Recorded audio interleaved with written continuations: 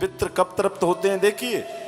लिखा है कि पितरों के यहां भी पितृलोक में उत्सव चलते रहते हैं। और वो उत्सव कब होते हैं? बोले जब उन पितरों के परिवार वाले मृत्यु लोक पर, जब पितरों के निमित्त अन्नदान करते हैं, गौ सेवा करते हैं, भूमि दान करते हैं, या कुछ भी परमार्थी कार्य करते हैं, या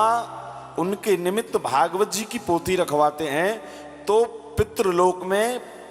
उत्सव मनाने लगते हैं हमारे पितृगण। तो कई पितृलोक में पितरों के यहां पर उत्सव चल रहा होता है और कई बेचारे पितर ऐसे ही बैठे रहते हैं शांत। तो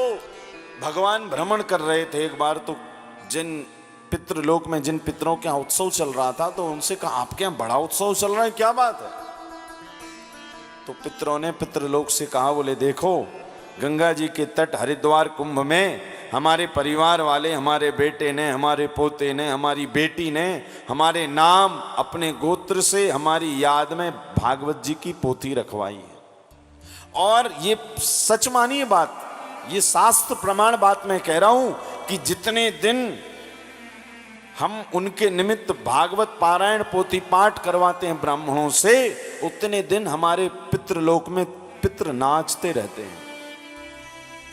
और भगवान से आपकी सिफारिश करते रहते हैं कि प्रभु इसे कभी दुख मत दीजिएगा। और आगे बढ़ते हैं, जिन पितरों के यहां कुछ नहीं होता, जिनके बालक बेटे बेटी पोते बस खाने में, महाराज स्वयं के लिए सुख भोगने में, व्यसनों में बस 24 घंटे अपने लिए ही धन खर्च करते हैं, परमार्थ के लिए कुछ भी नहीं करते, ना कभी अन्नदान करें, ना गौ सेवा करें, ना भूमि दान करें, पितरों को प्रसन्न करने के लिए कुछ भी नहीं करते, तो याद रखिएगा पितृलोक में हमारे पितृ आतृप्त भाव में बैठे रहते हैं, उदास।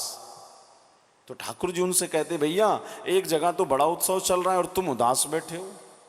तो कहते हैं प्रभु क्या करें, हमारा जो बालक है, हमारा जो पोता है, हमारी जो बेटी है, वो बस अपने लिए ही कमा खा रहे हैं, ना तो कभी परमार्थ के लिए कुछ निकालते हैं, ना कोई परमार्थ करते हैं, ना कुछ दान करते हैं, तो इसी कारण हम उदास हैं। और जब हमारे पितृ उदास रहते हैं तो याद रखिए फिर वो भगवान से हमारी सिफारिश नहीं करते, और जब ठाकुर जी से सिफारिश नहीं करते तो जो दुख है, जो कष्ट है, जो ताप है, वो आपके जीवन में फिर आना प्रारंभ हो जाता है।